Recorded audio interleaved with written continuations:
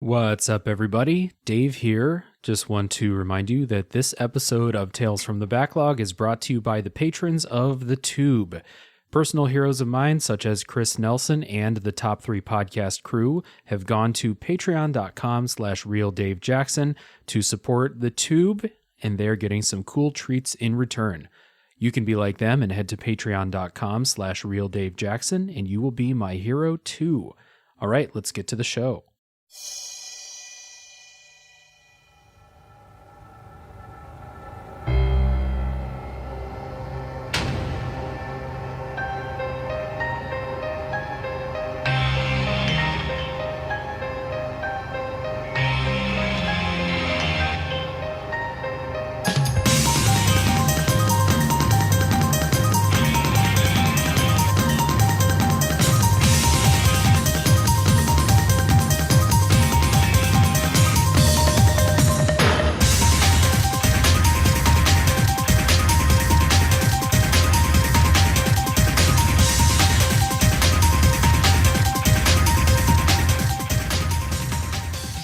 Hey everybody, my name is Dave Jackson, and you're listening to Tales from the Backlog, a video games podcast where each week I'm joined by a guest to talk about a game we played.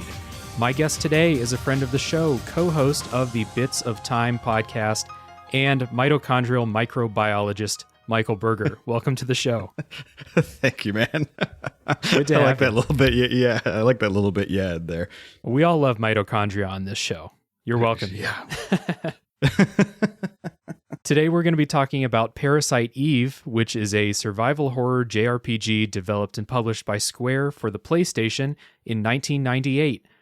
Michael, I'm going to kick it to you for an elevator pitch for Parasite Eve. What do you got?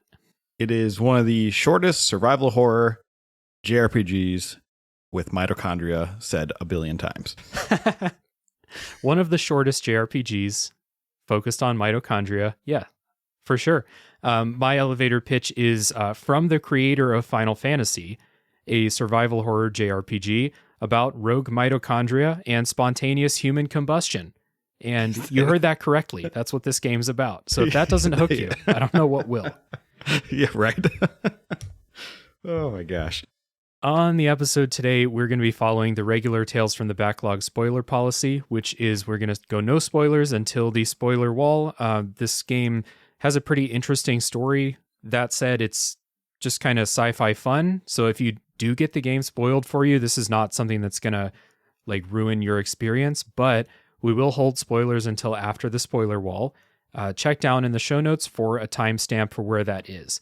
But before we get into Parasite Eve, Michael, I want you to explain to people what Bits of Time is, because it's a show that kind of popped up recently. You guys started it not too long ago, and it's quickly jumped into my listening rotation whenever an episode comes up. Oh, I appreciate that. So it's a pretty simple concept. My older brother and I, we just take a certain video game and see if it's worth your time, and we have a discussion around it. We ask each other questions back and forth, and the caveat is I generally finish the game, and my older brother does not. So you get we're getting a perspective of, okay, what made him drop off from the game and what made me continue playing the game. Yeah. Yeah, we try and shoot about 24 games a year. That's our goal. And then we have some off-season stuff. But it's been really fun. I think it actually got Larry back into video games because he was kind of faltering right around 2020, which is interesting. Yeah, I feel like a lot of people maybe rediscovered video games or got more into video games in 2020 due to, everyone staying home and stuff like that. But I really appreciate 100%. I love video game podcasts that are really thoughtful about video games as media and as art and the stories that they tell and things like that. And that was the first thing I noticed about your show is that you guys very obviously feel the same way. And the conversations really reflect that. Well, I appreciate that. So everyone, check out the Bits of Time podcast. As always, links will be down in the show notes, so you can easily find that. We're going to get started with Parasite Eve with our personal histories, what made us want to play it, when did we play it for the first time, etc. So, Michael, how about you? Man, I played this game, I believe, when I was a teenager, maybe 12 or 13. And I can't remember if it's a game that I rented when I was a kid, or I just thought the cover was cool and picked it up one day. But what made me revisit this game is I remember liking it so much, and I wanted to see if kid me and adult me aligned. Mm-hmm. When I talked to people about this game in the last couple months, as I was like talking about playing it and then playing it, the big thing was like a lot of people were like you. They were like, I played this back in 1998, 1999, and I have not like thought about it or like played it again since then at the very least. And so this seems like a game that like a lot of people have that kind of nostalgia for. And also a lot of people are like, yeah, that game was great. I haven't played it since then, but yeah, really liked it. That's exactly how I felt. Yeah. For me, I had never heard of this. You've never heard of it? Oh, really? No. Like I had a PlayStation, but I really just played Spyro the Dragon on that. I certainly wasn't playing JRPGs on it. So I never heard of it until, I don't know, maybe a couple years ago. Just kind of came up, going around talking to people about games. Big thing though, like I'm not a fan of survival horror. I don't like horror games in general all that much. I mean, I'm coming to find that that's actually that. Yeah. Yeah, I'm coming to find that that's actually not super true, that I do like horror games. I just don't like being scared. So if a game is like super scary with jump scares, I will not play it. But when I hear survival horror JRPG, I was like, well, first of all, that's a super interesting combination in my head. So I played Koudelka, which is another survival horror JRPG, but I thought that game was terrible. So I was like, okay, I'll try this one. A lot more people seem to like Parasite Eve than, people talk about Koudelka even. And the other thing that made me want to play this is it's not a very long game. And anytime a game has an interesting concept and it's 10 hours long, I'm like, okay, much more likely to give that a shot. I've never even heard of that Koudelka game, to be honest. Yeah. It has the same kind of like camera view and stuff as you're walking around, but the combat in that game is super weird. It's not at all like it is in this game, but I digress. Getting into some opening thoughts about Parasite Eve. This is one where I was like really did not know what to expect like out of it because like I said, I did not like Koudelka at all. And survival horror JRPG in my head was just not something I could like mentally picture what that's going to be like. So I did not know what to expect. And I think this game's really good. I had a great time with it, and the thing that sticks out the most to me is that this game looks great for the time that it came out, and the combat was way, way more fun than I ever thought it could be. How about you? Yeah, I'm happy to report that the game still holds up in a lot of ways, and that's always a nice, pleasant surprise. I'm worried that my nostalgia and memories kind of overtake what it actually is, the basic game, but this time, it really sticks. I think the combat is fun. It's a nice short runtime. I was interested in the story. There's only a few design choices that I would say hurt it, but I really like this game too. Yeah, good times. So let's get into it.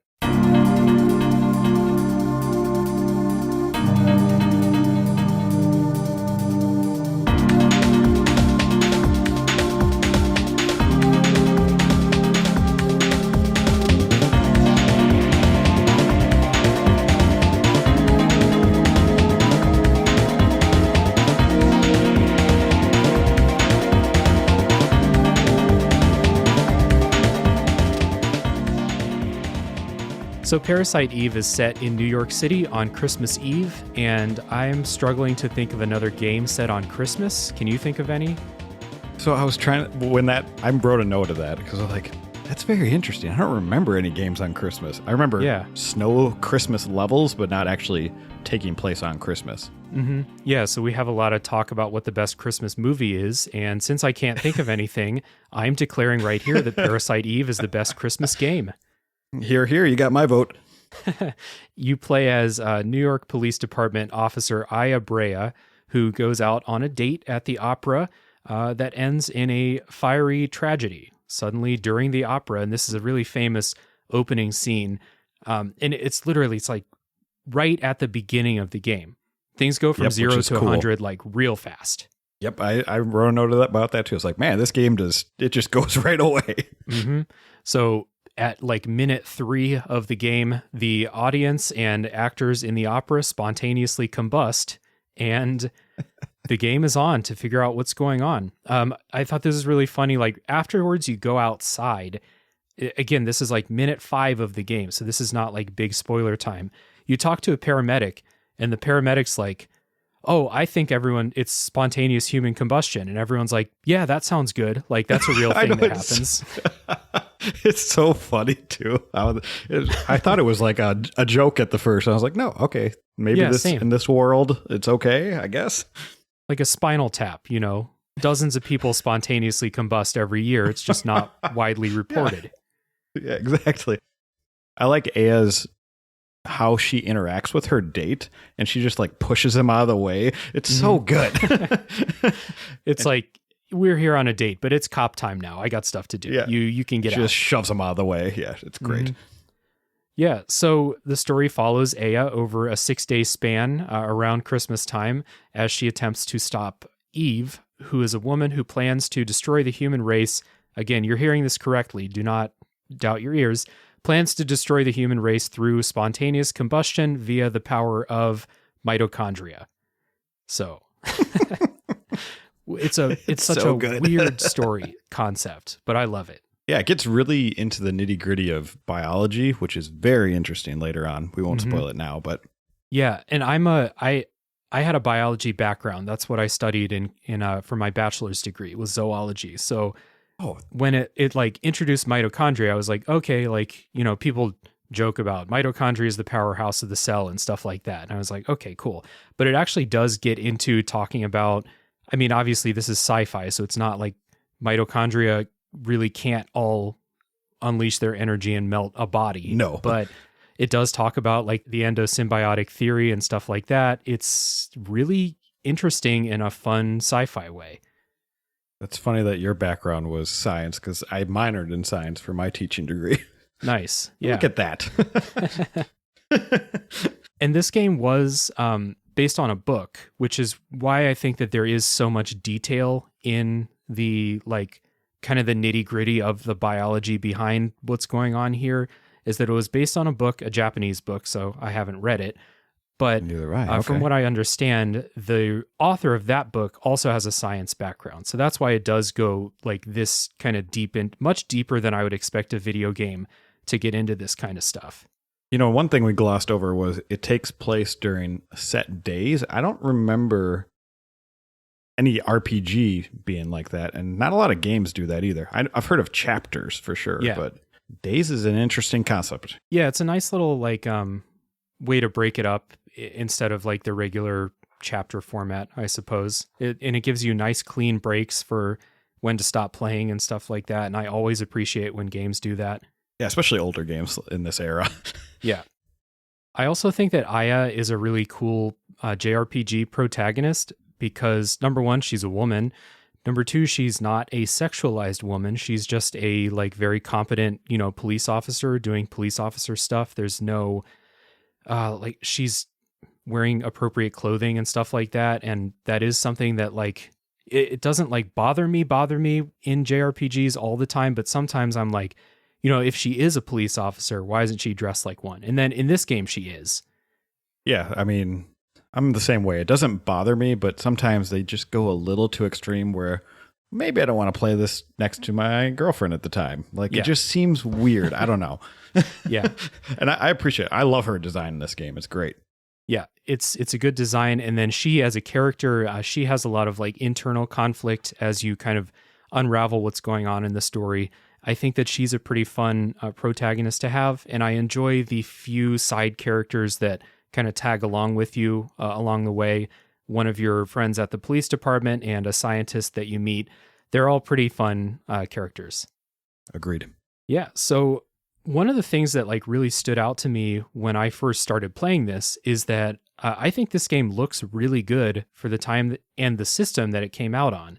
This was 1 year after Final Fantasy VII. I think Final Fantasy VII, the original, kind of looks like trash now, but this game looks excellent. Like both in the kind of character models when you're just like playing the regular game and in the cutscenes, which I think the cutscenes look pretty good considering it was a PlayStation game. Really good looking game. Yeah, man, I love pre-rendered backgrounds. Mm-hmm. And it's kind of just a lost art direction to the way the person had to, specifically the director of this game, had to pick the angle that you were going to walk through. And it kind of reminds me of a director in a movie. Like, all right, this is the shot we want the character to walk through this door. And we really don't get that anymore. And I can see why, because, I mean, this game isn't as bad, but if a game is so pre-rendered and then the pixels are so blocky and bad, you can't really tell like the depth of field. Mm-hmm. A lot of Final Fantasy games struggle with that, but man, this game looks so good still. It's weird. Yeah. I mean, some of the character models are varied. They can be a little bit ugly from time to time, especially in this era, but agreed on the CGI cutscenes because they have this, I don't know what art style they went with, but it looks so good. It does. It looks great. And like I said, I actually think that this game was, there was some development history ties with Final Fantasy VII. Like one of these games was was supposed to be the other one. You know, like they started like this was the original concept for Final Fantasy VII, and then it became Parasite Eve, or vice versa. I forget which way it is. Interesting. I mean, there's definitely some technology, but yeah, I don't know. Yeah. But it's a good point about those kind of fixed cameras as you go through the game. That's a survival horror thing of the very little experience that I have with it. Like, I played Silent Hill 2 and not the Quarry, Until Dawn has camera angles like this too, where they're framing every single, like you said, every single hallway or every single room the way that they want to show it to you. And I think it works pretty well in this game. And all those backgrounds, it's New York City that you're in. So it's pre-rendered backgrounds of familiar things. Like even if you've never been to New York City, if you've watched Law and Order before, you know what an NYPD office looks like, right? And that's recreated pretty faithfully, or like in a convincing way. It looks good. I don't think I've watched that show. But okay. It's all right. I think I kind of know what you're saying, though. Same with like Central Park, you know. Yep. Second I saw Central Park, I was like, all right, I get this. You also have like an overworld map of Manhattan where you're picking what location you want to go to. And I mean, I guess it's probably not that hard to draw Manhattan, but it looks cool. And like I was watching some videos this morning, and like one of the people I was watching, the Sphere Hunter, was saying that as she's from New York, and that as someone from New York, that it was a pretty cool and like pretty faithful recreation in these, like you said, pre-rendered backgrounds. Huh. That's kind of cool that somebody from New York went in there and it's like, all right, this is real. This is real. This is on point. Yeah, for sure. When someone makes a video game set in small town Ohio, then I'll have my shot to do the same. The enemy designs in this game are also really, really cool. There's like the famous cutscene at the beginning where you see a rat and it transforms into this hideous, monster. But it doesn't stop at just like, they didn't like blow all their money on that one rat. They did a really good job of making like animals that might be around New York City into these monsters. And then things get real weird as you go through later in the game. But I really like the enemy designs too. Yeah, and I feel like they're varied enough through, a 10-hour experience where you don't get too many repeats. Every new area you go to, you get at least 2 to 4, I would say, new enemy types. Mm-hmm. So it keeps it more engaging. Plus, from a battle system perspective, which we'll get to, I feel like the enemy types definitely make you do a different strategy for who you're fighting. Yeah, for sure. And being able to recognize like, this is a game, like without getting into the battle system right away, this is a game where recognizing what you're fighting and how that thing might attack you is important. And the way that they've like designed the enemies to be super recognizable and like distinct works real well. The music in this game is also really good. Music by Yoko Shimomura, who I know from Xenoblade Chronicles, Final Fantasy 15, some games that I've played. This game has a really interesting soundtrack. It's very mysterious. This is a game where you're uncovering, kind of uncovering a mystery, but you're never quite clear about like what's going on until the end. And I think the soundtrack is like mystery creepy first, like a little bit scary, a little bit mysterious. It's so good though. There's some really good soundtracks out there. I wrote down 2 that are really good. Out of Phase and Influence of Deep. Those are my favorite songs on the soundtrack. We'll hear those in the episode. I'll make sure to put those in. One that stands out to me is the battle music, which is like this really kind of, JRPG battle music is often like this big bombastic, think about the Final Fantasy VII battle music or Final Fantasy VI, which is one of my favorites. This one's good very choice. Kind of subdued, just like some short little piano things and real kind of calm, little bit creepy still, but it's different. It's this game's just got a different vibe to it. Yeah, it was an interesting choice. Yeah. Yeah. I also think the music kind of fits with like the police theme. And like, I don't have the vocabulary to describe what music in police shows sounds like, but this I get what you mean though. it sounds like a police sound. All it's missing is that, well, maybe not for you, but for everyone who watches Law and Order, it's just missing the doon doon, the Law and Order tone. Shout out to that. Don't know what it is, but shout out to it.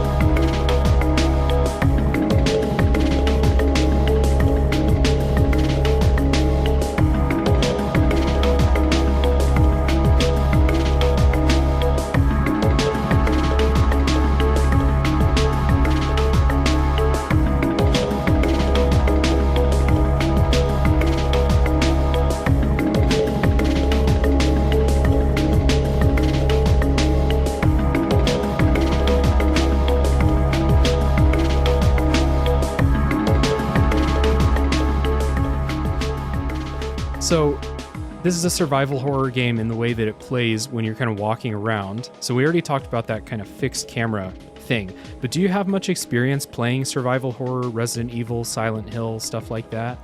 I do. One of the most ones I put time into was Resident Evil 2 on the N64 because I didn't have a PlayStation for a while when I was a kid. Yeah, it was different. But yeah, I've beaten 1 through 5 Resident Evil games. I've beat Silent Hill 2 and 3. Those are my two favorites. I did not finish Silent Hill 1. I played that one as a kid and I was too scared about it. And I've played some more of the modern stuff like Outlast or Evil Within. Okay. Even though those are now probably pretty old, but yeah, from this like kind of third person survival horror, I've really only played Silent Hill 2 and like Until Dawn's not really a full survival horror game, but it has the camera angles and stuff and kind of exploring around looking for stuff the way that does. Yeah, the DNA is in there for sure. Yeah, and last week on the show, as we're recording this, it's not last week for you, but last week before this episode came out was Resident Evil 4, but that game kind of feels more third-person shooter action than survival horror like this does, Correct. Especially with the camera. Yeah, I've always enjoyed survival horror games. They're not my go-to. I guess Dead Space would be kind of considered it as well. Yeah, that one's probably in the Resident Evil 4 school of survival horror third-person shooters, right? I never played Dead Space. It looks terrifying. I don't want to play it. Yeah, that one is pretty scary, not gonna lie. Yeah. There's a lot of jump scares in that one, which I generally tend to not like, but it is a good game. Same. But in Parasite Eve, you spend a lot of time exploring rooms, checking containers for stuff. This is a game where, like most survival horror games that I've played, ammo and resources are really precious. You don't get a lot of chances to like go buy stuff. So what you find in the environment and what you get as drops in battle are really important. And especially in the early game, I felt like I had to make every shot count in the way that Resident Evil 4 did too. I think this game's a little bit more generous. Like maybe like halfway through the game until the end, I never had to think about ammo again because I just got a ton of it. But in the early game, it feels really precious. You have to be careful. Yeah, I think the main thing that it does is more inventory space. They really stress, okay, you got to pick do you want to keep a bunch of healing stuff or do you want more ammo? Mm-hmm. But yeah, they're pretty generous with the ammo, which I appreciated because then you could experiment with a bunch of different weapons you get. Mm-hmm. Yeah.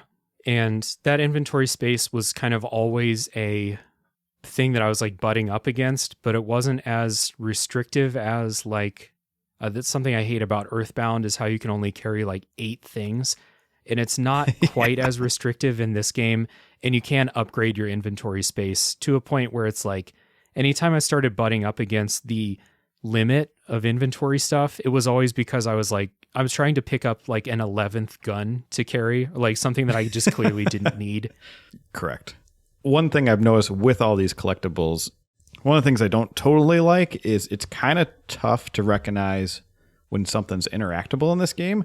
Yeah. I got stuck very, very early. Like in that first 5 minutes we're talking about, where you have to read some book. Yeah. And I thought I clicked on it and I totally missed it. So I wish it's kind of finicky when the positioning and some of the keys are hard to find in this game. Yeah, that's part of the problem with like these pre-rendered backgrounds is that like sometimes, you know, they'll make the background and then they'll make like a separate object and it's supposed to stand out because it's not part of that pre-rendered background. But sometimes it just doesn't stand out enough, and I got stuck several times too. Like I played with a guide for probably the last half of this game because I got tired of either not being able to like interact with or find the thing that I was supposed to interact with, or I needed help with some of the boss strategies later on too. That's just kind of my playing style anyway. I'm not very shy about looking in guides.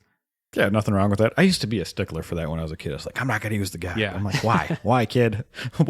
I wasted so much time because of that. Yeah, I know. I think a lot of us grew up with like that point of pride, you know, like you never wanted to say like, yeah, I had to check a guide to beat the final boss. You wanted to tell people you didn't need it. But as an adult, I don't give a shit if anyone cares. And I don't think anyone does care. No, I think that's the honest point. If you do, you probably, or you think you do. No, you don't. Yeah. Yeah. It's really not that important. I think they need a glowing item indicator, or they need your character to like look at the item, kind of like in Silent Hill 2, but yeah, it is what it is. That was a really nice thing that I totally just missed in Silent Hill 2, how the character... Oh, really? Yeah. I'll just look I listened to that episode. Items. Yeah, you did. I didn't know about that. I was thankful for my guest for pointing that out to me after I finished the game. But yeah, there were a couple times where it's just like kind of hard to figure out what I could interact with and what I should interact with. Luckily, the phones that you save at are very obvious. So blinking light. Yes. Yep, big blinking light. I played on an emulator though, so I had save states. I didn't need these, but I feel like the phones were placed most of the time like they're pretty generous. They're not too far apart. Yeah, I played on the original hardware, and that was interesting. The disc swap where you do it is so strange. We'll talk about it later. Mm-hmm. The other thing about just like the gameplay of Parasite Eve is that Aya is the slowest character that I've ever controlled in a video game. She walks with no urgency at all. She walks slower than I walk in real life when I'm like taking my time. Like, so you have to hold the run button down. And even that, she goes up to like a brisk walk or like a slow jog. It's you're moving around. I can't imagine playing this without just holding the run button all the time. Yeah, so I think when I played it, I used my DualShock controller, and if I hit the middle analog button, she automatically runs when you use the joystick. It's glorious. Okay. It's beautiful. It's beautiful. So I didn't have to worry about that. Perhaps there is. I mean, I was playing on an emulator, so there's probably a way I could have like programmed that to do that, but I don't fuck with emulator settings ever. So REP. But it is so slow. I was like, why did they choose to make her so slow? She's a cop. She can run faster than this. Yeah, exactly. She survives like falls from great heights. She climbs stuff. She's in amazing athletic shape. And then she's doing slower than like a model's like runway walk all the time. Yes. Luckily, she moves a little bit faster in combat. I don't remember if you need to hold down the run button or not in combat, but she wasn't too slow for it. I don't think so. Yeah. I really like the combat in this game. I didn't know what to expect because I didn't know what it was going to be like before I played, but the way it works is you have like I couldn't figure this out if they're random encounters or if it was just like they're in this regular spot every time. Then if you leave the room and come back, that battle will trigger again or something like that. But feels kind of random. Yeah, I couldn't figure that out either. I was trying to test it, and it seems like it's built around encounter areas. Right. Like if you go to a certain spot, the enemies generally seem to spawn, but then I couldn't really figure it out. Yeah. So when it does start, it's kind of cool. There's no like battle entering cutscene. There's no, going to a separate battle arena or something like that, like in an old Final Fantasy game. It just kind of like loads the enemies into where you are, and then you fight like in that exact spot where you were. And I always appreciate that. It just kind of lends a little bit of immersion, if I want to use that word, like you're fighting in Central Park and an enemy pops out. And if you like run around during the battle and you end the battle in a far off spot, you'll come out of like that battle screen in that spot where you ended the battle in. And it just kind of makes you feel like you're inhabiting the world a little bit more than a lot of JRPGs do. Yeah, I like this. The only JRPG I can think off the top of my head that does this pretty well is Chrono Trigger, where you just pop right in. It's great. And I think it makes it much easier to grind in games like this if you need to, because it's so quick. Instead of waiting, I think it's Final Fantasy X. Like it's like the glass shatters, does a camera angle. Mm-hmm. Okay, now I can get into battle. It's like that's like 7 seconds. Yeah, like, that takes a while after it adds up. But yeah, I do like the fluidness of this. Yeah. And there's no grinding in this game that I ever had to do also. Nope. Same here, which is great. Yeah, big bonus points for any JRPG that doesn't require grinding. Like it can be done. Yeah, it's funny because I like that sometimes. It totally depends on the JRPG, but I'm happy when it's like this as well.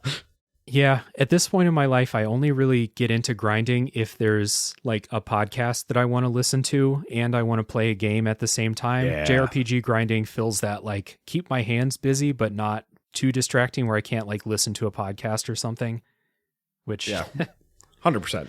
Not a total endorsement of grinding when I say that I can turn my brain off and just do it. But the way the combat works in Parasite Eve, if you haven't played it, is it's real-time combat. So you're running around in the battle arena. The enemies are in there too. The enemies all have like very specific attacks, and if you know what the attack patterns are and the animations and the hitboxes, you can dodge everything. You can just run around, get out of the way.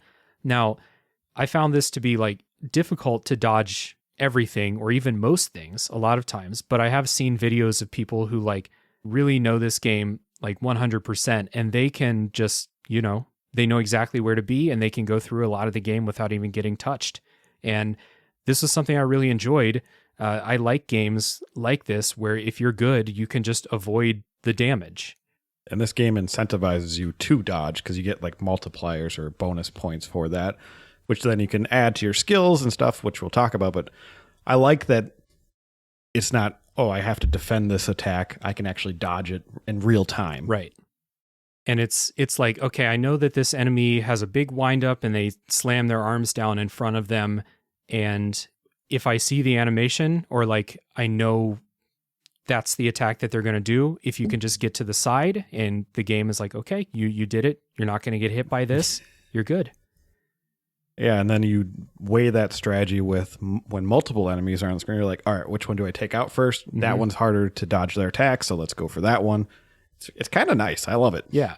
And you might think that this like would incentivize you to just stay really far away from everything, but the way that the weapons work in this game, all of your guns have ranges. So if you want to stay away and use, like a sniper rifle or something, that's cool, but you won't have a sniper rifle for a while, and you might not have ammo for it all the time.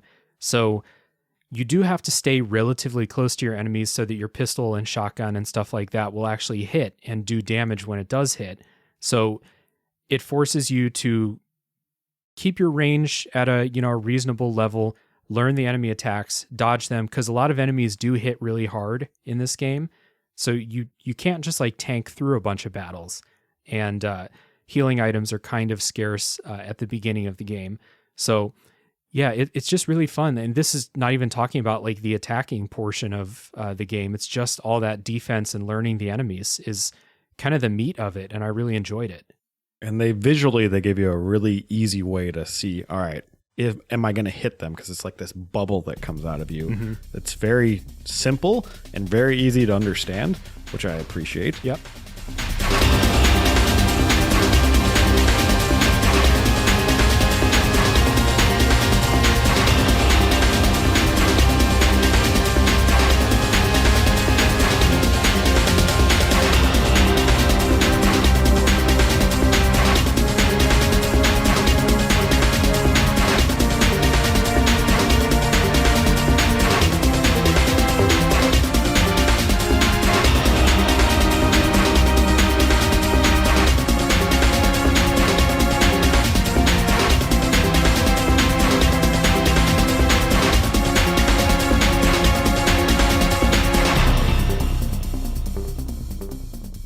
So this is an ATB style combat system where you have a bar that's slowly filling up as you kind of wait between attacks and dodge attacks and stuff like that.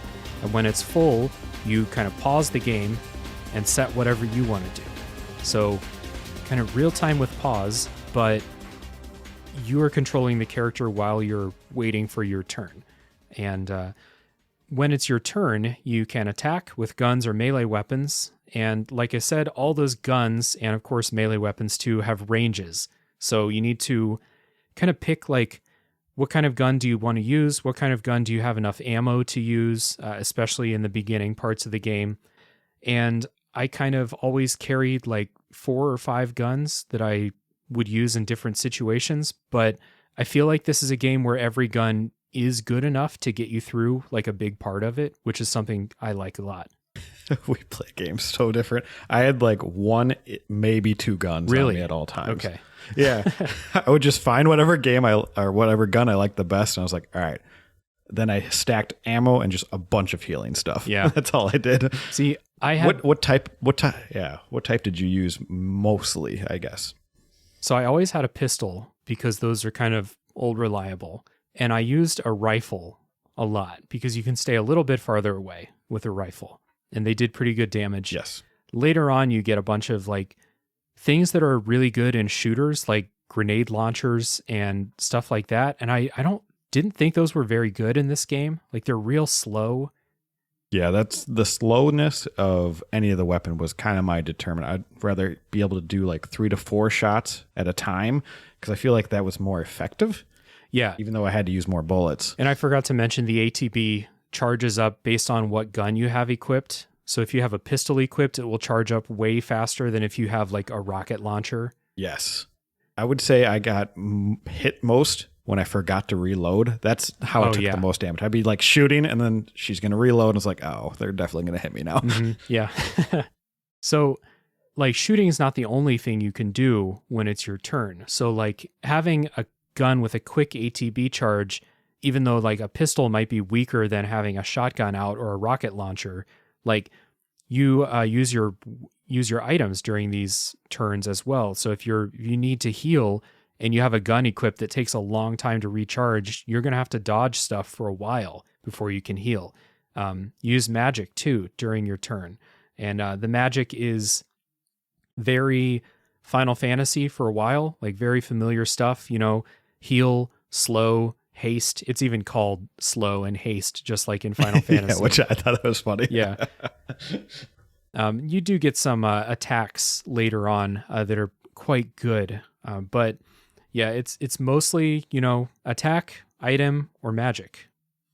And I would generally use heal on my magic. That was the main thing I was going to do. Mm-hmm. There's like 1 or 2 attack spells that I would use, but mainly haste and heal. Yeah. And magic is kind of... magic's handled in an interesting way. You don't have like mana points like in a lot of JRPGs. You just have a bar and different spells take up a different portion of the bar.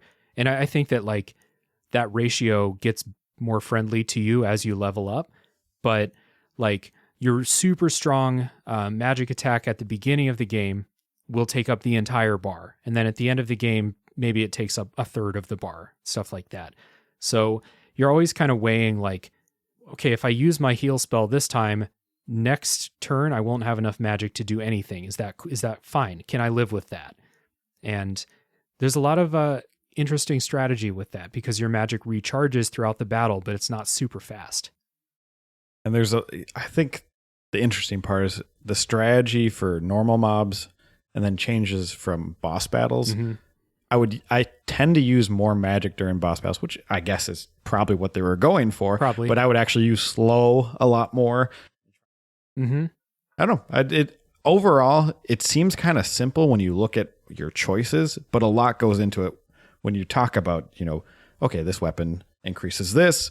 This weapon is more close range, but then I'm not going to heal as quickly because my ATB marker is not going to go up. So when you look at it, when you're seeing somebody play it like over the shoulder, you're like, there's not much going on, but there is a lot of factors going into each battle. Yeah. And that like all of those things happening, plus the fact that you're controlling your character, avoiding the attacks instead of relying on stats for dodge Yes. or block or something like that really kept me engaged in a way that, like, especially JRPGs of this era, Final Fantasy 7, 8, and 9 are combat systems that I think are pretty boring, but this game kept me engaged the entire time.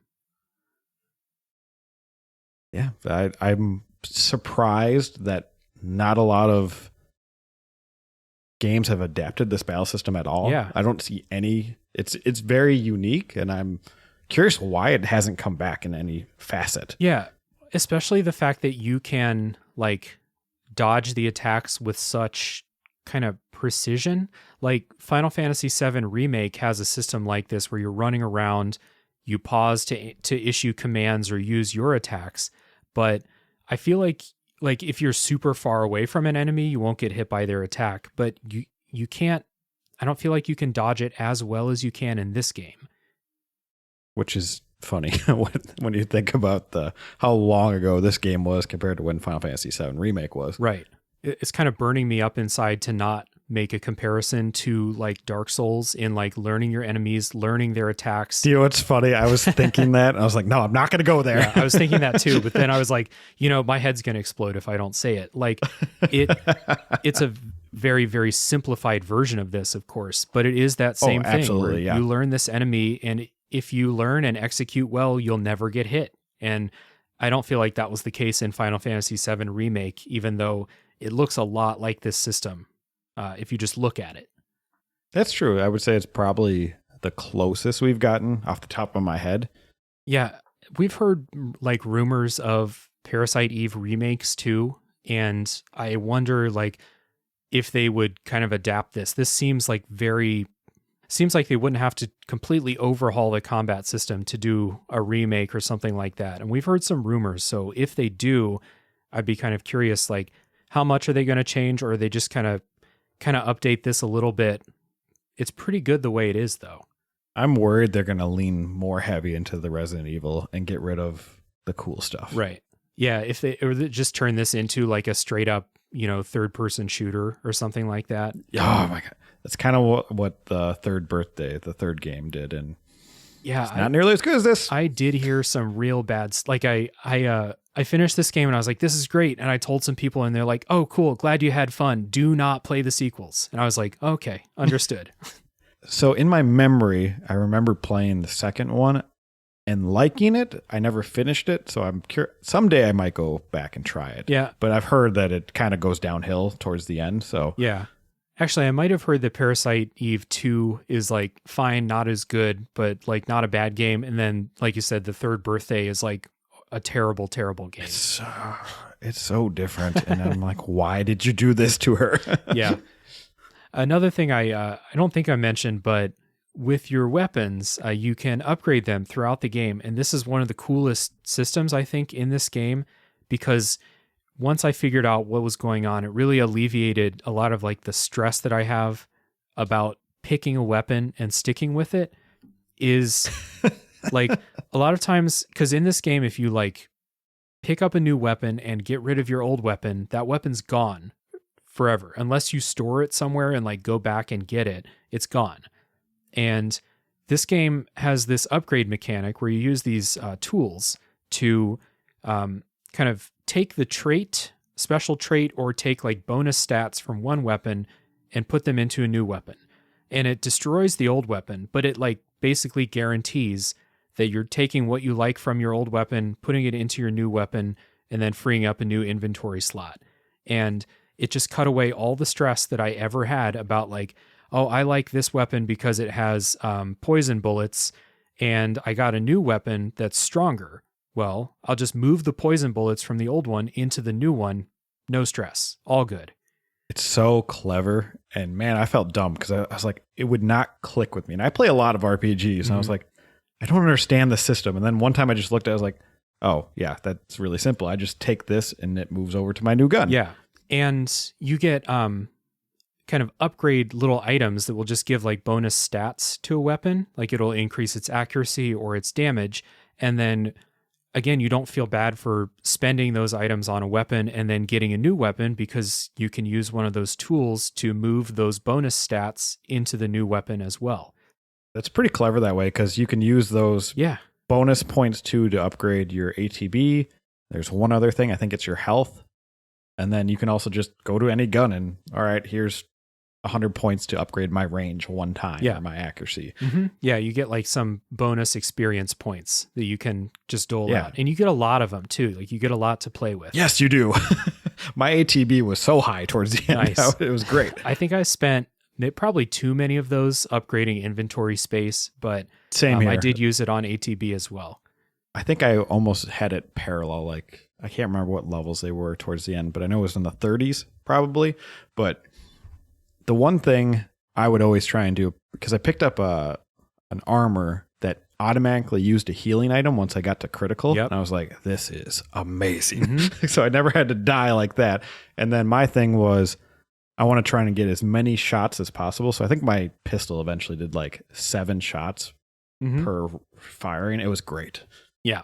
Yeah. I really enjoyed this. Like all the good parts of customizing and upgrading new weapons without any of that stress I feel about like getting rid of a weapon because a new one might be slightly better, but I have to make a choice right now because I have limited inventory space. Something that happened to me like in a bad way in Earthbound several times where you pick up a new weapon, you have to drop your old weapon because you don't have enough space. And then you get into a battle and you realize like, oh, this weapon is a joke weapon. It's terrible. Like happened in Earthbound, not going to happen in this game. No, not going to happen because you can customize it how you want it. Yeah, good stuff.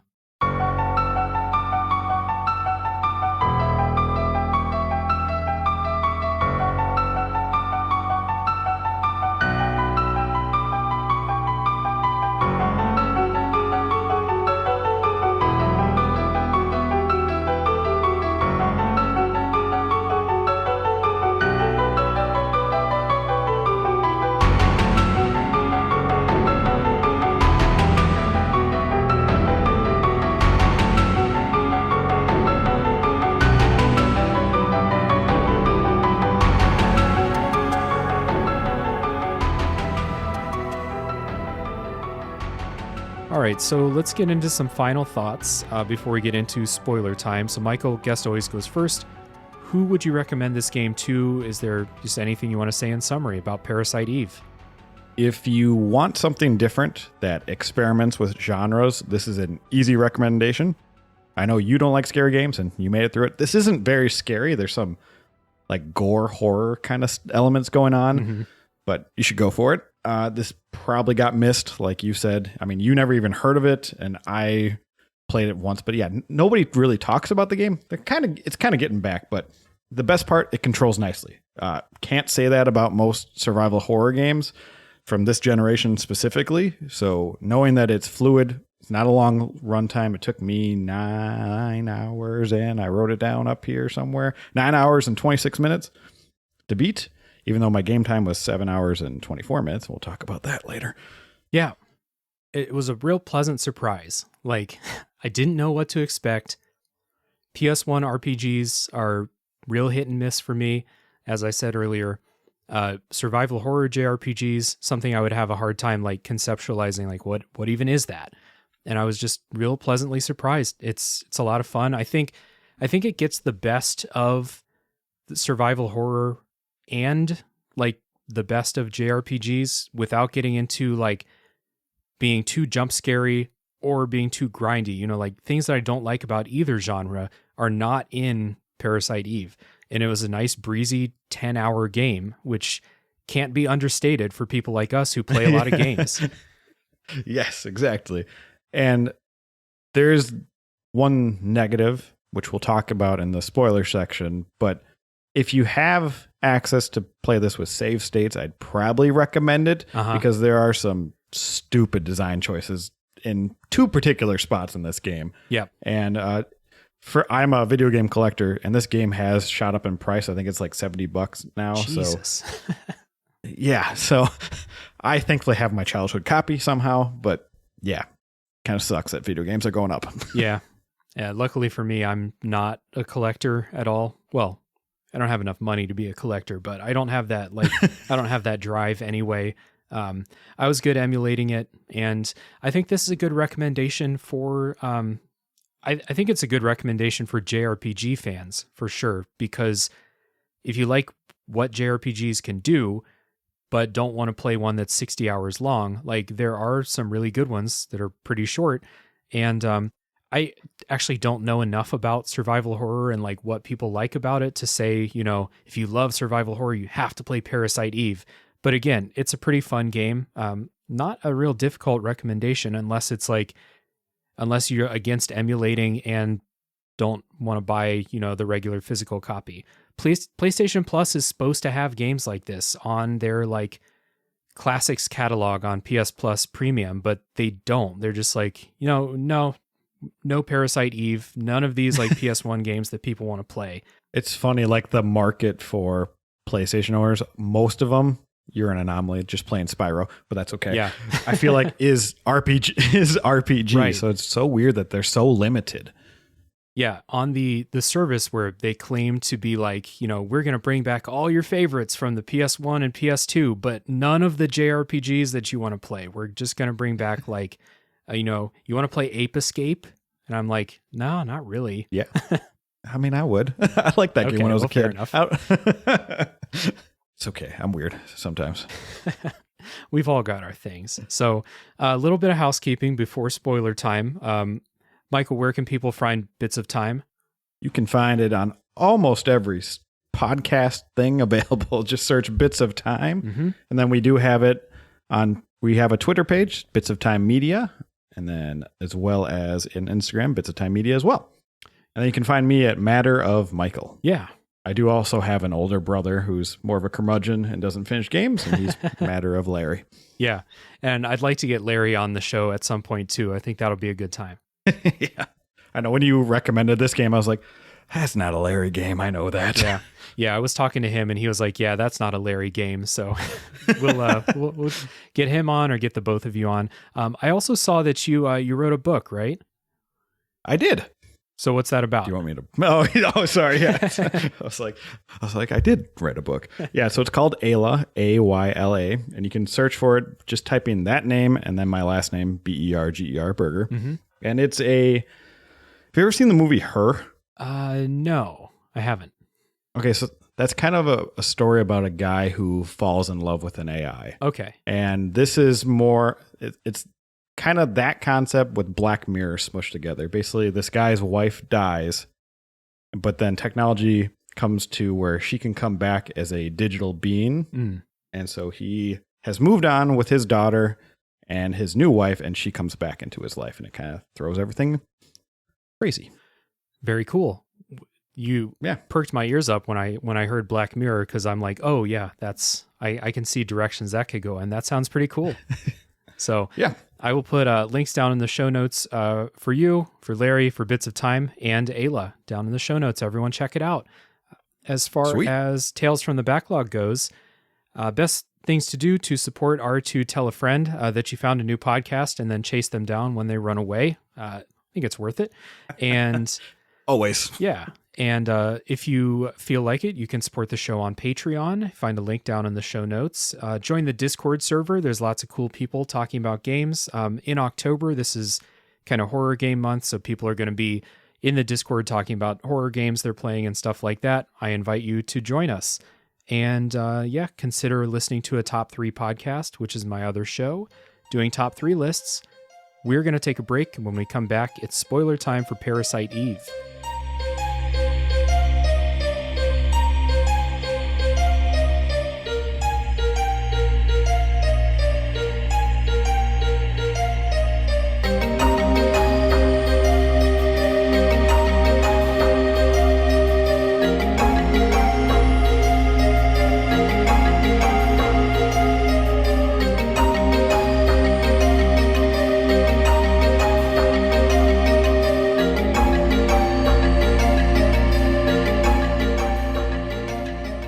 All right, Michael and I are back, and it's time for spoilers for Parasite Eve. And so we talked about that opening opera scene that everybody starts melting, going crazy. I actually looked away from my screen like just at the second when everyone caught on fire. So it was like, Oh, really? yeah, I was watching it. Opera, very cool. Okay, she's singing a song. Okay, let me check Twitter or something because my brain is broken. Then I look back, everyone's on fire. And I was like, whoa, what the fuck? What the fuck? Yeah, that's pretty funny, actually. Yeah. You know what's funny about this scene in general is the after effects, because one, you bump your date out of the way, which we talked about, and I just think that's hilarious. I love it in this beginning, but they more than once they talk about you're the only survivor, and in the cutscene it seems like people make it out the door, and your date definitely makes it out the door. So I'm just like, she's not the only survivor here. Yeah, maybe the only survivor in the way that like she was the only one who like got up close to Eve or Melissa and just didn't spontaneously combust. Maybe that's what they were going for. Maybe a little translation error or something.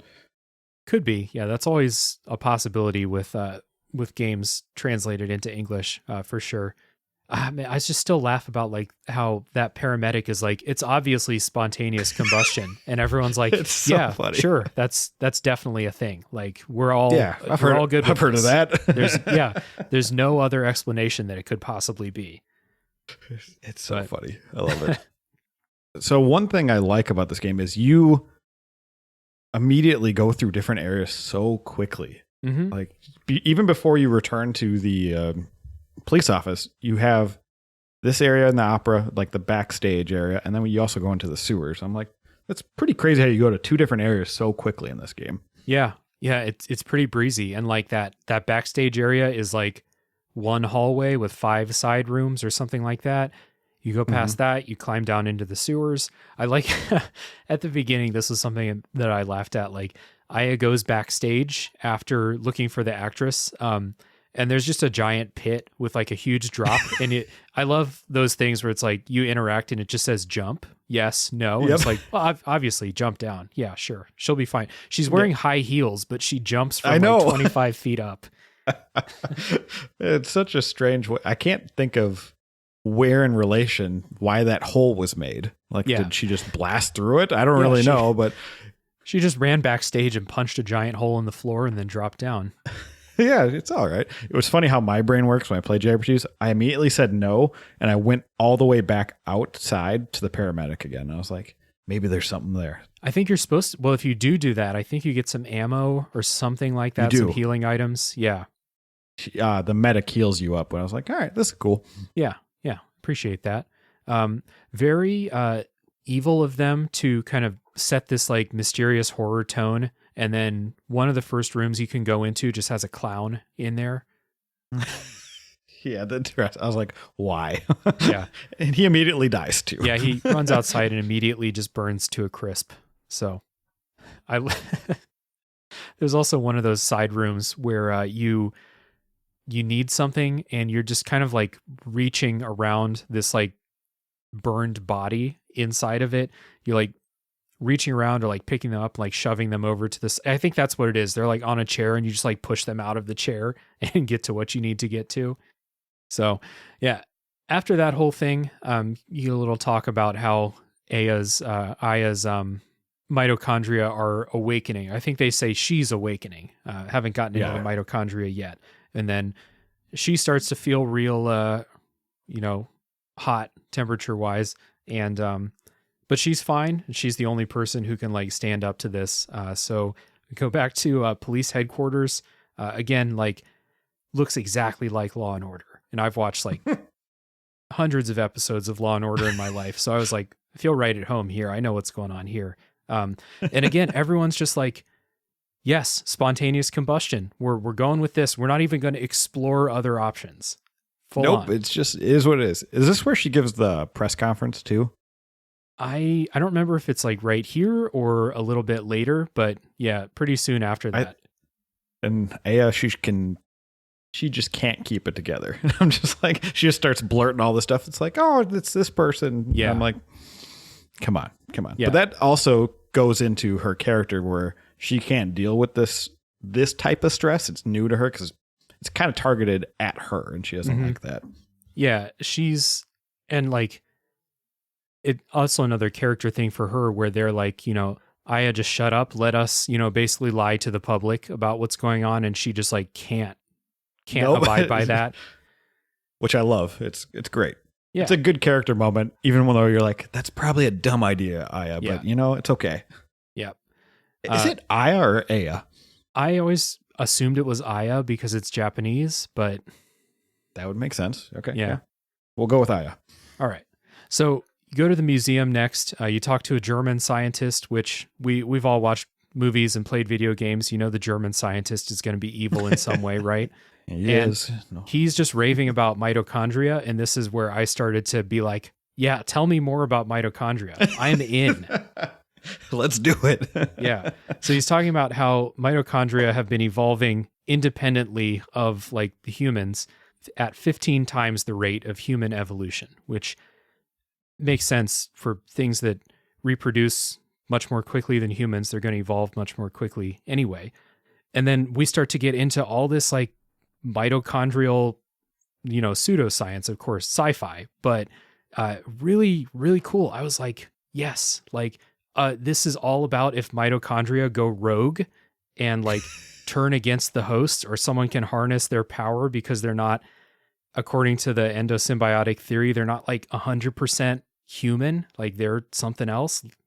And I was like, this is fucking cool. Yes. Yeah, I can see that tangent line where somebody's like, what about if they had their own thoughts eventually? Yeah. Yes, it is pseudoscience. It's all that fun jazz, fringe science.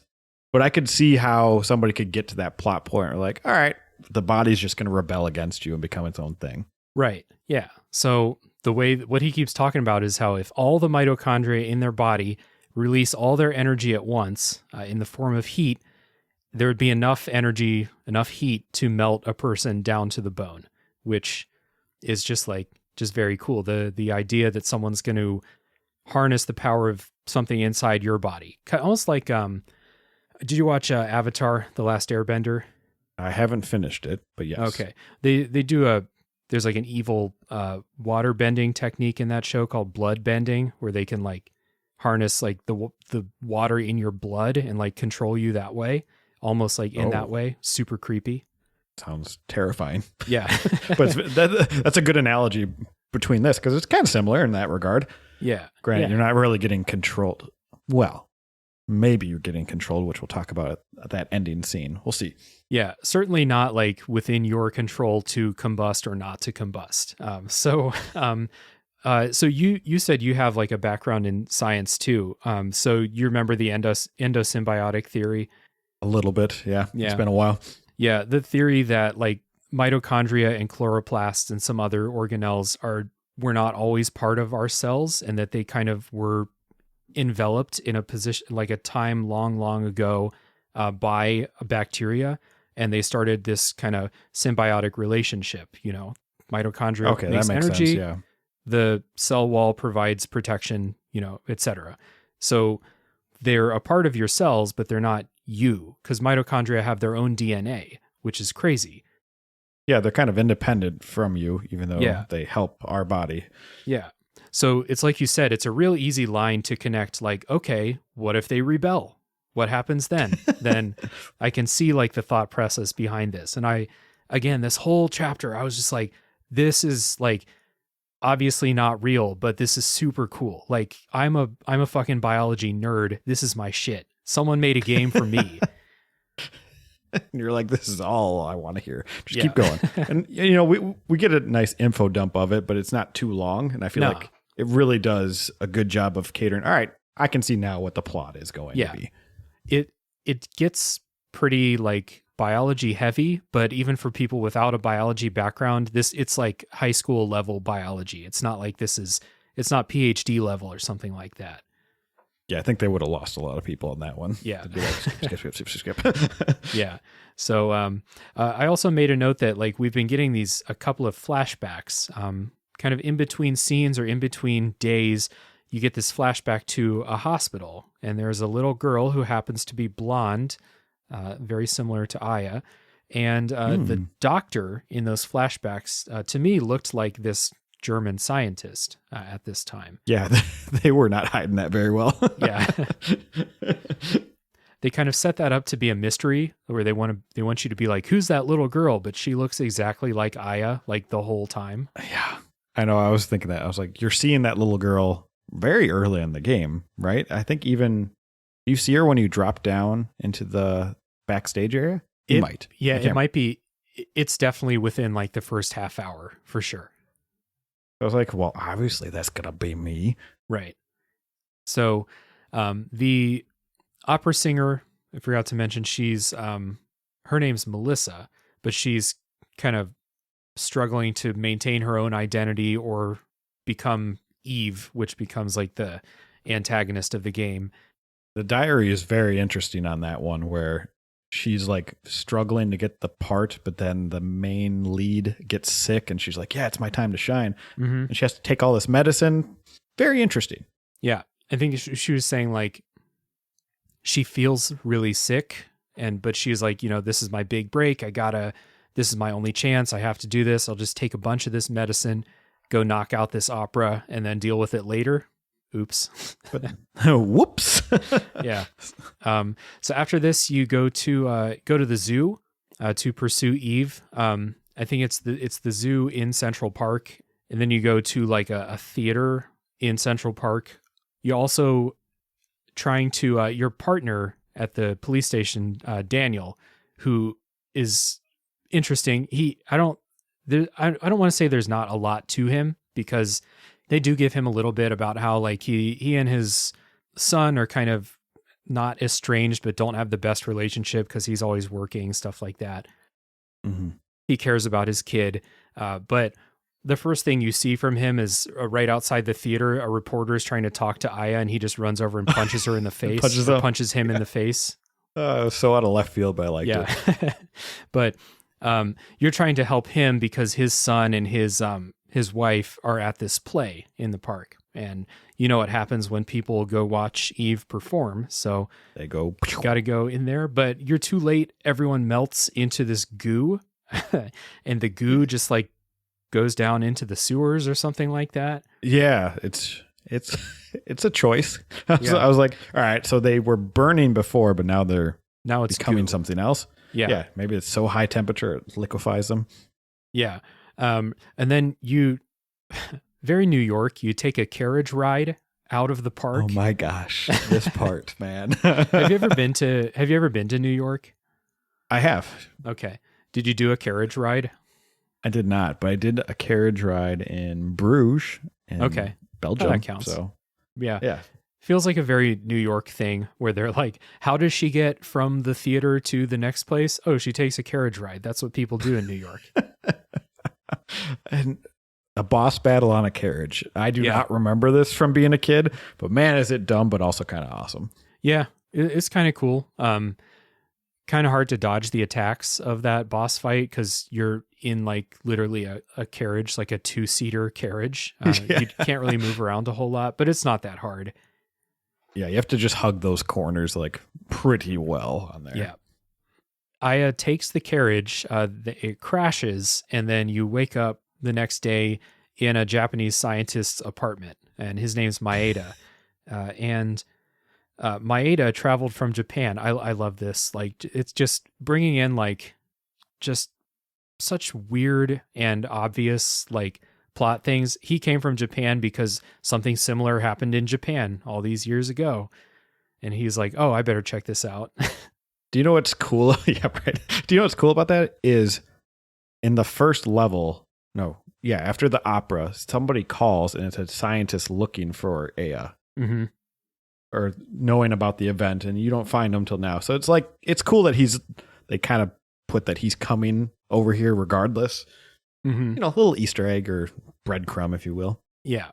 So he calls and you talk to him and he tells like the secrets of Eve, which this backstory kind of started to lose me. Like, this is the part of the plot where I was like, this seems a little bit unnecessary, where they have this backstory about a scientist who's trying to like heal his wife or bring his wife back to life after she was in a car accident. The mitochondria in her cells took over her body, which is, again, mitochondria. I'm in. Give me all that mitochondria stuff. But also, the person's kidneys were donated to a little girl. And at that point, I was like, oh, okay, this is why Aya has her mitochondria powers. Because we are the donor. No, not the donor. The receiver? What do you call that? Donor? The recipient? Recipient. Yeah, there we go. Yeah. And so we have this plot starting now. This is starting day 3, where Eve is trying to give birth to what they call an ultimate being, which when the plot was control the mitochondria and melt all the people, I was like, that's cool. And then when it became give birth to the ultimate being, I was like, that's a little bit less cool. You had me at mitochondria rebelling. But now we have the ultimate mitochondria baby, I guess. Yeah, well, I mean, it is a JRPG, so this is kind of like killing God, I suppose. If it's the ultimate being, yeah. We'll go with that. It is funny that the apartment you wake up in is just so trash and everybody's gone from New York City. Mm-hmm. She's like, oh, everybody's gone. All right, cool. And he mentions about the traffic. Like, that should always be like this. Yeah.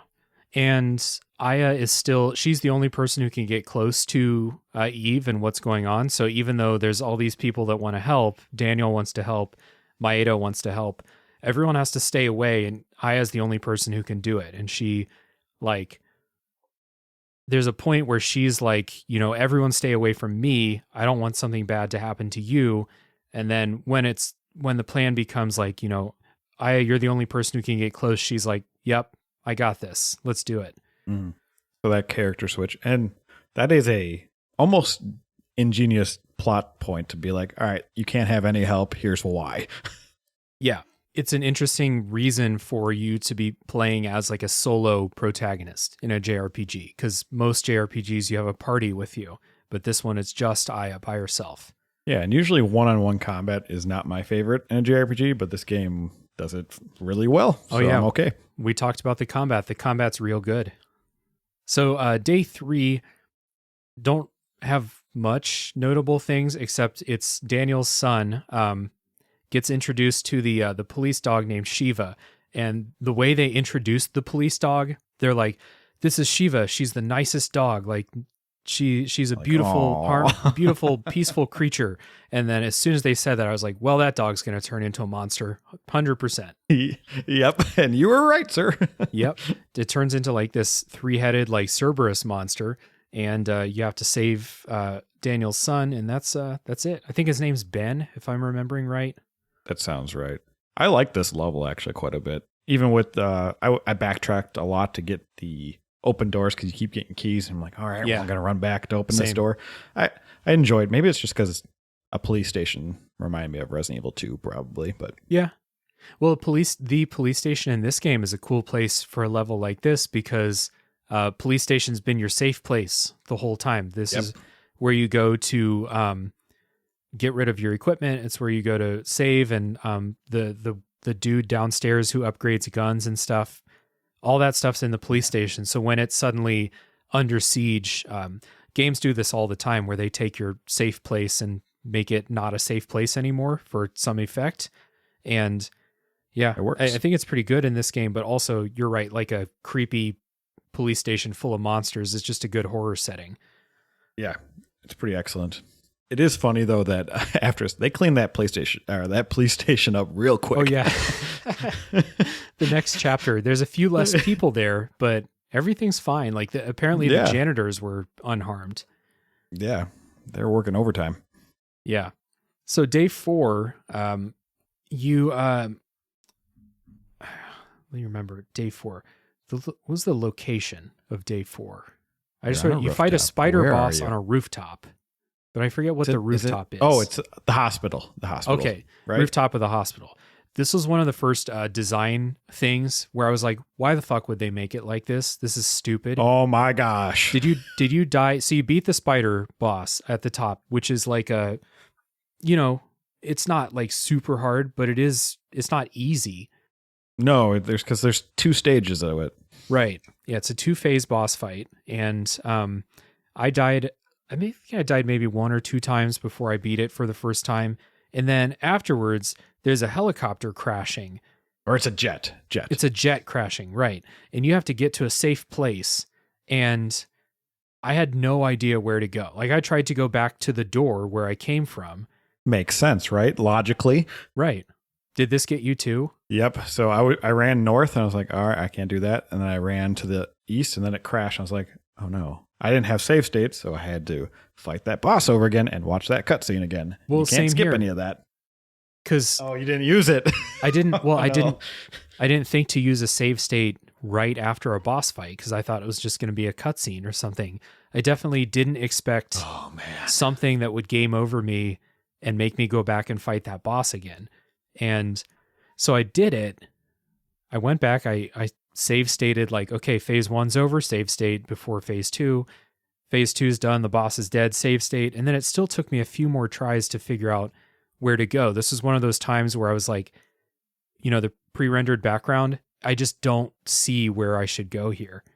Exactly. And that's the major problem with this. One, it's just a very dumb design choice because your save point is so far away from where if you die on this, and it's so like 50-50 and whether you're going to even go the right way.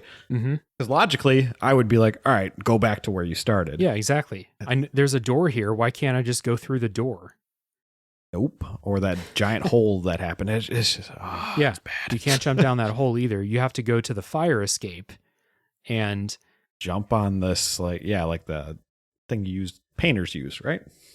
What do you call like those the things? the moving platform that goes up the building, right? Yeah. Some type of scaffolding. There we go. Yeah. So if I didn't have a save state, I would have died 3 or 4 times and had to fight that boss 3 or 4 times before I was able to figure out where to go. And I think I actually needed to just check a guide because I got to a point where I was like, no, fuck this. Like, I'm ready to be in the next part of the game. Where do I go? Yeah, I think there's 3 points where I used a guide. One, I got stuck at the very, very beginning with that diary, like I told you. Mm-hmm. After I died on this, I was like, all right, I'm going to look up. I just watched a YouTube video. I was like, which way do I go? And that's all I needed. And then towards the end of the game, they do something really, really dumb that I also used to walk through for.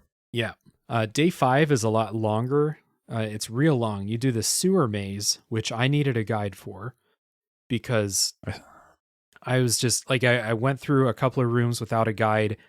Then I realized like, I don't want to fight everything in this sewer. Like, just kind of take me through it, show me where some of the items are, and then go back to the museum where the goo from all those people that melted at the theater is reanimating the dinosaur skeletons, which I was like, that's so cool. awesome. I love that. Yeah. It's so cool. But yeah, that sewer after that little Chinatown place you go to, which is only like 3 screens maybe. Yeah. It really sucks. Those bats are terrible. Yeah. There was a point, actually, I think it was in the museum where they start to introduce these, like, they look like frogs and they just jump around the screen, like super randomly, like really hard to dodge.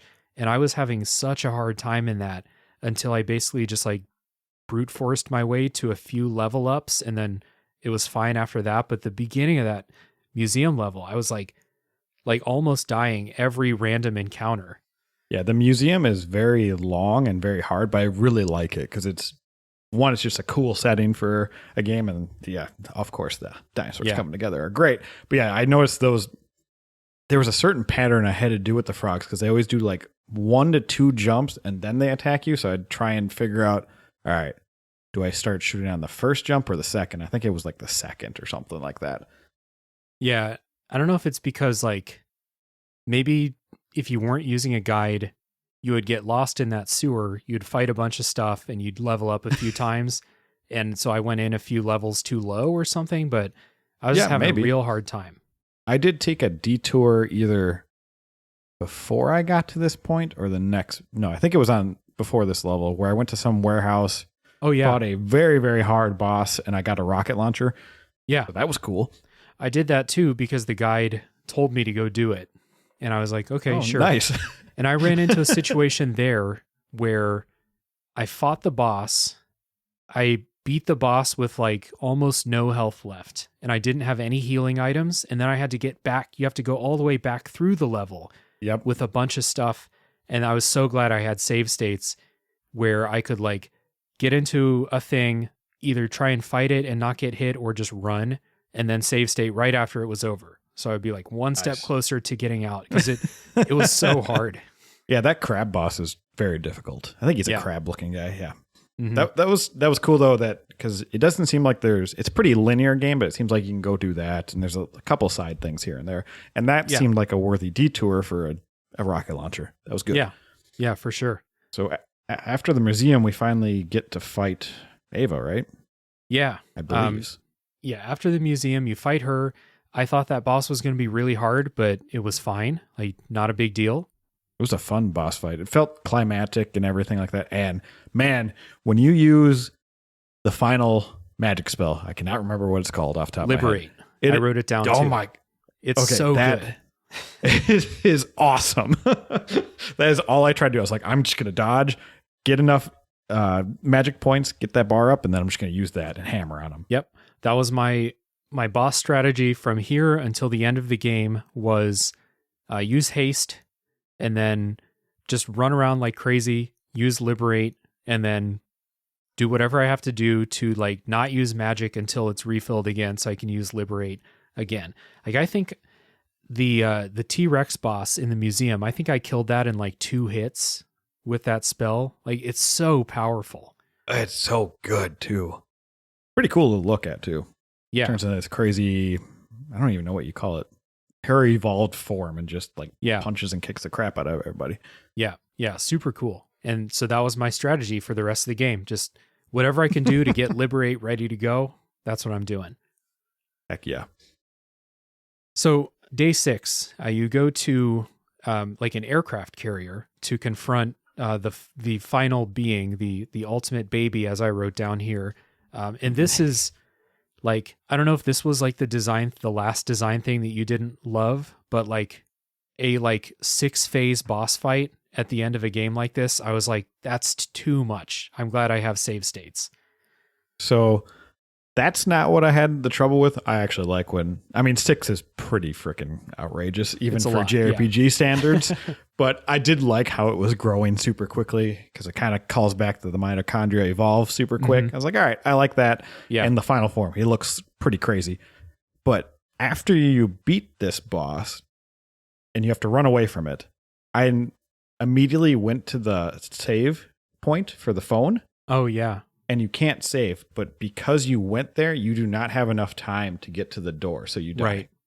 I was like, oh my God. So you had to do that boss fight all over again? Correct. Weak. Oh. Yeah. And then they're in this final chase scene through this battle cruiser or whatever we're on. There's multiple points where you can easily die if you take the wrong direction. And I was like, I'm just going to use a guide this entire time, because I did that as a kid, because I remember seeing the credits, but I don't have the patience for this. Yeah, for sure. I'm glad I had save states, because if I was playing this like not on an emulator and then I died because like I went to go save when, that's what you're supposed to do in games. Yeah, right? exactly. You go I was save. like, what the heck? And then they're like, nope, you died. You fight the hardest boss in the game again. It takes a long time. I think I officially beat it on my 3rd try, because I died with that stupid phone, and then he killed me. I ran out of bullets, and I was like, Yeah. You start to get to that point where you're like, I'm real close to the end. I could just go watch the ending on YouTube. But I'm a masochist for that type of thing. I'm like, I'm just going to beat it, whatever. Yep. Yeah. And you got it. There's this very funny scene, like at the end, because Maeda makes you these special bullets, and he gives you his gun, and then he makes these special bullets for you, which you use to kill like the last form of the boss. And the way they get it to you is so funny. So they're in this helicopter. Your partner Daniel jumps out of the helicopter, starts to catch on fire because he's getting too close to it. He like throws you this this magazine of bullets. You catch it, shove it in the gun, you kill the final boss. Daniel falls into the water from like hundreds of feet up. Like he's in a helicopter, and then he's totally fine after this is all over. Even though he was literally on fire, and he dropped so far, they'd be like hitting cement, man. Right. Oh, yeah. It's so good. It's so good though. very, very action movie. I was like, this is ridiculous and I love it. Yep, exactly. It's like, all right, I guess I'm going to not take this as seriously as I need to. Yeah. And then, so afterward, everyone's good. Everyone's, well, not everybody's saved. The people who were made into goo, they're a saved. baby now. Or no, that goo was Yeah. to give her, it's like almost like a placenta for her, right? Eve, for it to grow. Right. Oh, we didn't even say you fight Eve at the Statue of Liberty. That's kind of cool. Yeah. And the Statue of Liberty's covered in that goo and stuff. It's real gross. But Aya don't care. Not the first piece of media to, like defile the Statue of Liberty to make like a artistic point, but it really works in this game. It's true. I always think of Planet of the Apes. Yeah, for sure. And there's a kind of another opera at the end where like the crowd gets all weird. I should have written more down, like a cutscene at the end of the game. Yeah, so you're listening to the same opera that, which I would have canceled that opera completely. Like, yeah, exactly. No more opera after this is over. She didn't even like the opera. She said that at the beginning of the game. She was like, I just, had some weird urge to go to the opera. Yeah, right. I think that's the connection point that they're trying to say, like, Eve was calling her there because they're compatible because of the kidney transfers and all that. But yeah, so you're watching it, and then Aya's eyes glow purple, and then everybody else in the crowd grows purple. Yeah. So I'm like, all right, so is her evolved power mind control? Yeah, I don't know what the fuck's going on here. It's super random because it just cuts out after that, and you're like, okay, all right. I mean, I got my conclusion. We beat the big baddie, but now it's a little bit of a head scratcher. I don't know if it's supposed to be open-ended like that. Yeah, I don't know if it was going to be like supposed to be just a cliffhanger for, Parasite Eve 2 or something like that. You beat the game, but obviously not everything's back to normal, something like that. I mean, it's normal enough to go back to the opera, but Yeah. There was also a storyline like throughout the game with Aya's sister, like twin sister, who died a long time ago. I did not connect with this storyline at all. I was all about that mitochondria storyline. One through line for you. That's all it took. Yep. So you wrote a note on here that says, not going to do the Chrysler building. Is that the tower floor thing that you keep going up and up? And I think you eventually fight Eve again. Yeah. And it's how you get like I guess maybe like a true ending cutscene for the game or something like that. Which is weird to me because you don't fight the ultimate being in that one, I believe. Right. Yeah. So I looked it up and I was like, if this is going to be worth my time, then maybe I'll go try it out. But then I read like it's really hard and it's meant to be done through several New Game Plus cycles. Whoa. And I was like, oh, I'm not doing that. There's no chance. No. It's funny because a lot of JRPGs will have New Game Plus. I mean, a lot of modern games now are doing that too, like God of War, Spider-Man, all that. Right. That's like the least thing I want to do is play through the entire thing again, even if I get upgrades and stuff. But yeah, I don't know. You have to be in a certain mood for that kind of stuff. And if I don't, what's the payoff at the end? Like a lot of times they give you the ultimate weapon. Well, I already did everything in the game. What's the point? Yeah. I'm not interested in like replaying a game directly after I beat it. New Game Plus is actually kind of helpful as someone who makes podcasts about video games, because the New Game Plus is often shorter than just playing the story again, because you don't have to power up and stuff like that. So like there's usually a carryover. Yeah. There's going to be an episode of the show about Prey coming up soon, and I'm going to play the New Game Plus because I don't have to go through that power curve again like you do in the original, like the regular game. Makes a lot of sense. Huh. Yeah. But I'm most certainly not going to play through it 3 or 4 times to get to the top of this tower in Parasite Eve. No. Like, that's not happening. So I wrote down that I was going to watch it on YouTube and I forgot. So I don't know what happens up there, but I assume that there's some kind of, extra bonus cutscene or something.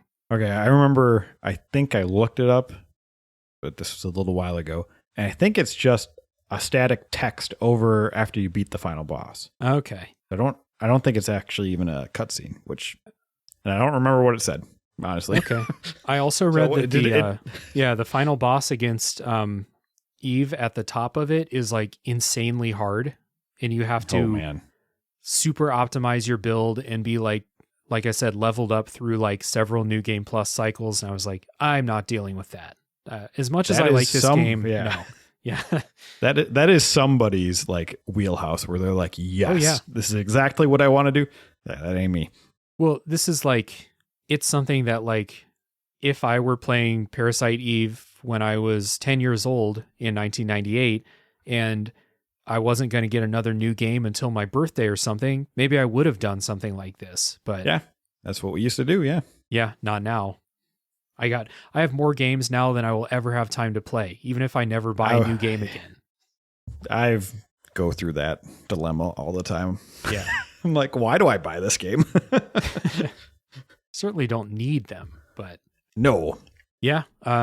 Weird story. Like I said, like just kind of to recap, I really like the story about the mitochondria and with Eve, and then the kind of side story about like, you know, something to do with Aya's sister. Like I said, I even completely forget like what happened. It just didn't really register with me.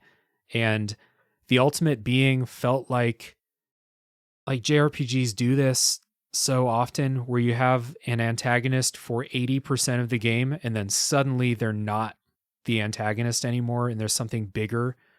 Yeah, there always has to be. It's like, oh, this is actually the real threat. Right.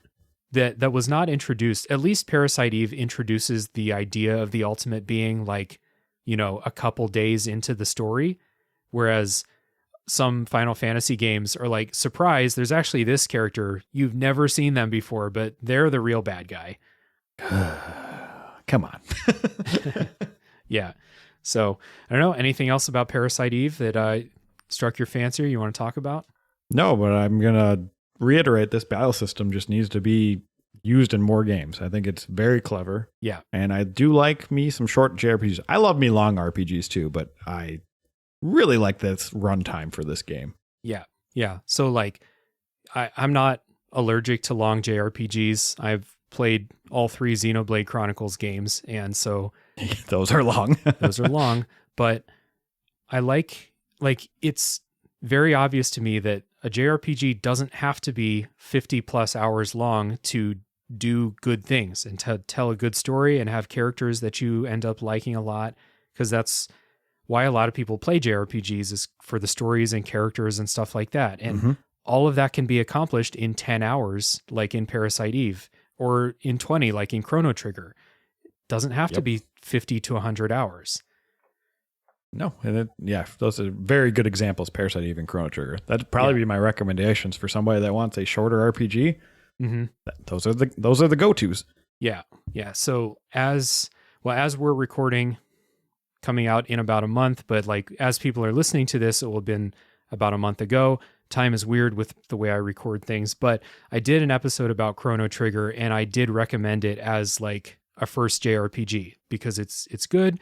It's nice. It's not too hard. And it's 20, 25 hours long. I mean, yeah, really.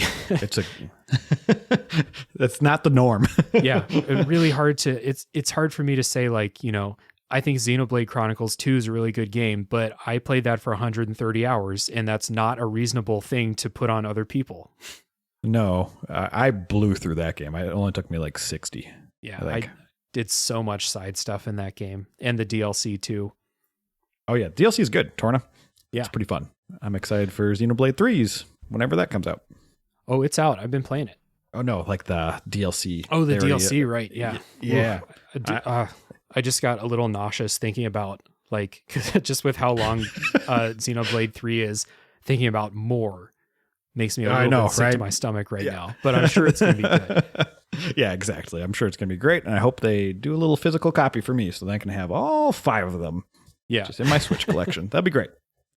Oh, one thing I wanted to ask you actually was, now you've beaten Parasite Eve, do you think you want to play the second one? So I have it downloaded, like I have it ready on the emulator. And like I said, like enough people told me like it's not as good as the first one, where I'm like, it's not super high on the priority list, but I'm not like totally against it. Yeah. There's part of me that I remember distinct scenes from that game. I was like, this is pretty cool. But I also do remember it not being as good. So I don't know. I think it's around the same hours too. I don't remember. I think it's shorter. He gets bonus points if it's short. Like any game, if you tell me like, hey, this game's really cool, and I'm like, how long is it? And you're like, oh, it's 35, 40 hours. I'm like, ooh, that's rough. But if you recommend a game and you're like, oh, it's 10 hours long, like I can knock that out pretty quickly. Oh, okay. So you play long JRPGs because you play Xenoblade. So we have that in common. Yeah. It's another question for you randomly. What is the limit for a game length that's not a JRPG? Do you have one? Like if you look at something that's like, oh, this is going to take me 25 hours to beat. Oh. Do you ever think like that? I think like this all the time. I'm weird. The first thing that comes to my head is if it's like a shooter, I don't want to play a shooter for more than like 5-10 hours. Like I will get tired of it. And it takes a very special open world game to merit being as long as some of those games are for me. Like I think Elden Ring was a really special game, and I played that for almost 100 hours, never really got tired of it. I need to beat that. There's some others that are like not as special, and I'm like, after 30 hours, I'm like, I can't do this. I'll throw up if I play this more. Yeah, I think that's a lot of the time that everything's become open world. I'm just so sick of it that, which is funny because Xenoblade 3 is definitely probably open world. It's not in the same facet, like you can go anywhere, but it is a giant world from what I've only played a little bit of it so far, but man, it'll be interesting. Yeah. We'll talk about that game someday. Me and you on the side DMs, because I'm very interested to what you think. Yeah, for sure. Game length is interesting. Like ever since I started doing a podcast about games, there's a bunch of games that I really want to play, but they're all like 40 to 60 hours. I'm like, I can't play them all at the same time. I have to get podcast episodes out. Yep. So I have to pick one, and then I'll play games like Parasite Eve that are 10 hours, or things like next week's episode, which is The Last Door, which is like a 5-hour game. Never even heard of that. Yeah, it's like a point and click horror game, like Lovecraftian horror game, point and click adventure. I'll be listening to that. Oh, yeah. I mean, I go with the same troubles with my podcast Bits of Time. How we pick games is like, all right, well, I want to get at least one JRPG in, but I'm also playing a bunch of other stuff. I'm just like, how do I pick? I don't know. I have like 12 more games. I haven't even started, because we're always a season ahead, or we try to be. So I haven't even started season 3 games, and I think Larry's finished at least 3 of his. And I'm like, oh my gosh, ooh, Larry's finishing games. Well, he says finish. I don't know if he actually finishes. Oh, okay. He's done. Personally done. Yeah. Yeah. So we'll find out if he actually beats any of these games. Yeah. It's tough. I have to be really mindful about like the fact that there's a bunch of games I want to play, but I do have to get 2 or 3 of them done per month in order to get the show out on its schedule. So some of those things I want to play, like Cyberpunk and Horizon Forbidden West, it's just like, I got to have big space for those games. Yeah, I started Forbidden West and then Elden Ring came out. I keep going back and forth, but I didn't make enough progress in that game. And now Xenoblade's out, and I'm just like, man, I don't know if I'm getting back to it before the end of the year, but maybe I will. Who knows? Yeah, I think that happened to a lot of people with Forbidden West, where they were like, I was playing it, then Elden Ring came out, and then you know how that goes. Yes, that is kind of how it works. All right, man. Well, this has been a good time. Thanks so much for coming on the show. Yeah, I appreciate you having me. This is awesome. Yeah.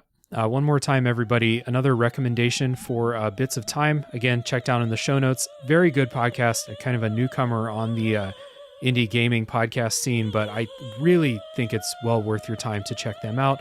Michael and Larry do good stuff. Thank you. And yeah, stay tuned next week for the next game that comes out of the backlog.